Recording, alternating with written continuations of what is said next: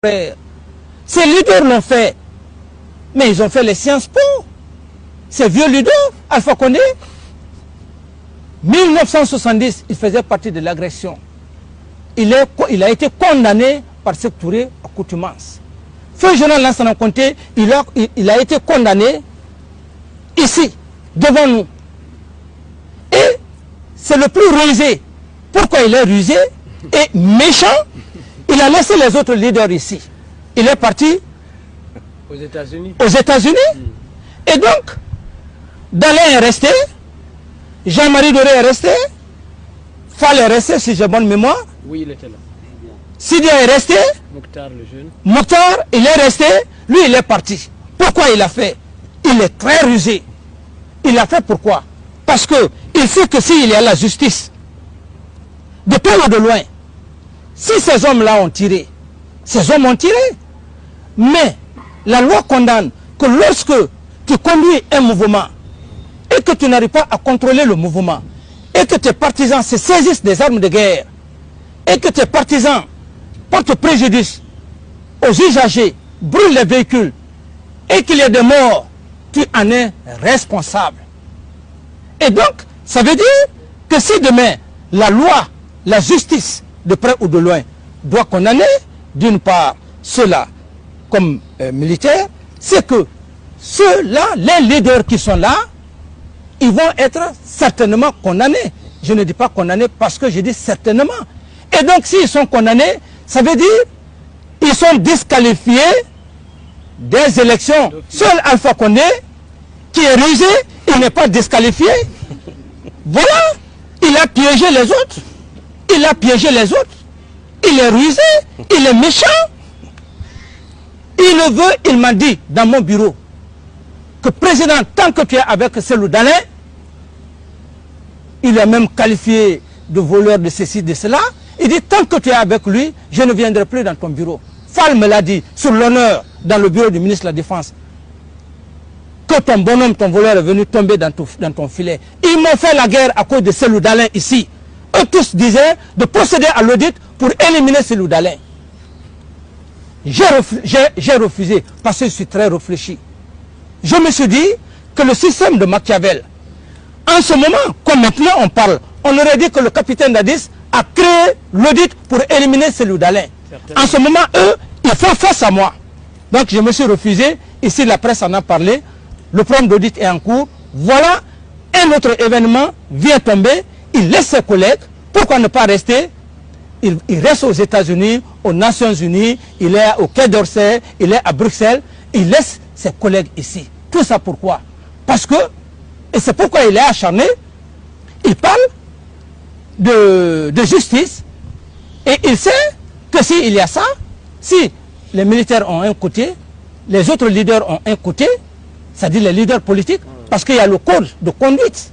Lorsqu'on organise une marche, si la marche est pacifique, et si la marche était pacifique, sans porter préjudice aux édifices, sans se saisir des guerres, sans brûlure, que ces hommes partent, même s'ils avaient défoncé le stade, marcher dans la pacificité, je crois que là aussi, c'était pardonnable.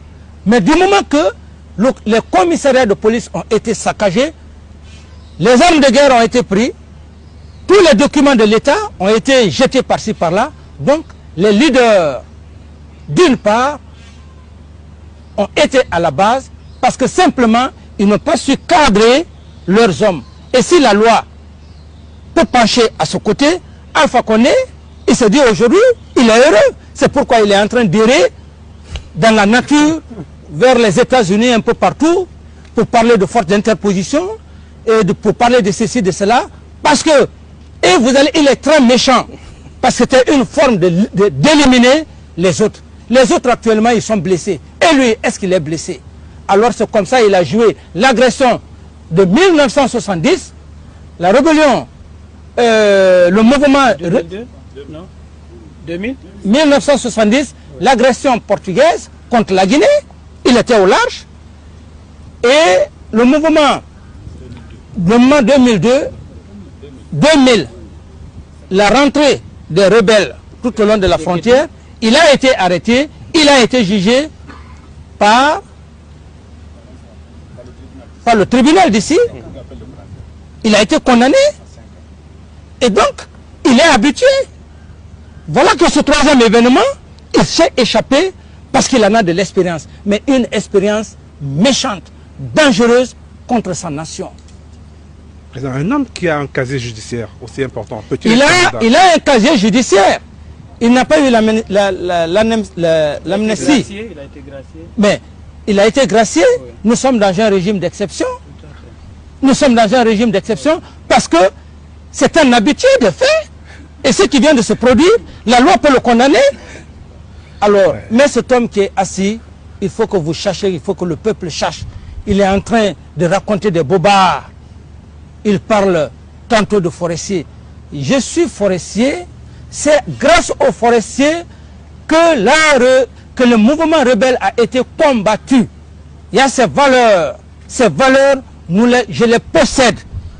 Et tous les militaires en ont. Que tu sois maintenant. Ce n'est pas seulement les forestiers qui ont combattu tout au long des frontières. Les Peuls ont combattu. Les Malinqués ont combattu. Les Soussous ont combattu. Et donc, l'Afrique a ses valeurs. Alors, quand il a fait allusion à tous ces facteurs, mais est-ce que les éléments qu'il est en train de parler, tout ça, c'est moi qui les ai incorporés dans l'armée? Donc, c'est un homme qui a des faits habitués. C'est un habitué de faits. C'est un homme dangereux. Et voilà, aujourd'hui, ils sont dépistés. Il faut donc aller à l'extérieur, à l'Hexagone, aux États-Unis, fustiger l'image du CNDD. Et qu'est-ce qu'ils ont fait? C'était le système de Madagascar. C'est-à-dire, au moment où ils ont saccagé, les partisans ont saccagé les édifices, se saisir des armes de guerre. Pour eux, toute la population allait se soulever. Allez suivre. Allait suivre le mouvement. Il fallait quoi? Créer une insurrection? Une insurrection, la population se lève, et puis éventuellement peut-être aussi l'armée, et donc le départ du président, comme ils ont fait à Madagascar. Mais ils se sont levés, une bonne partie de la capitale, si ce n'est pas cette bretelle qui est restée, donc ils ont échoué complètement.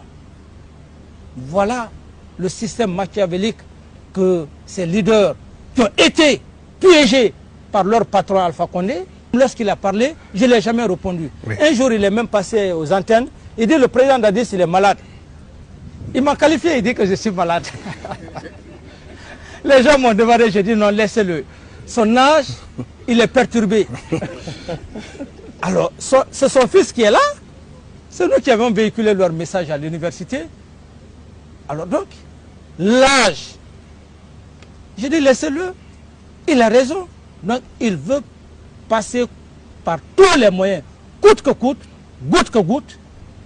Si ce n'est pas le pouvoir, Alpha Condé ne sera jamais rassasié. Même si on fait une concession, vous dites à Alpha Condé d'être Premier ministre, il ne fera pas.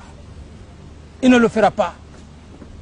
50 ans, il lutte à avoir le pouvoir.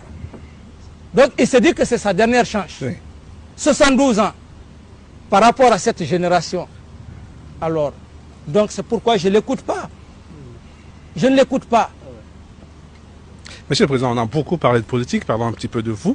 On vous connaît mal, hein. On vous connaît par les images qui nous arrivent de Guinée, mais vous, d'où vient cette... Est-ce que vous avez imaginé un jour dans votre parcours être à la place que vous êtes? C'est pour vous dire que quand je parle du destin, pourquoi j'ai appelé un de mes instructeurs et pourquoi j'ai parlé du ministre de la Défense? C'est eux qui nous ont donné les cours de commune de base, demi-tour droite. Je n'ai jamais pensé en commune de base. Non,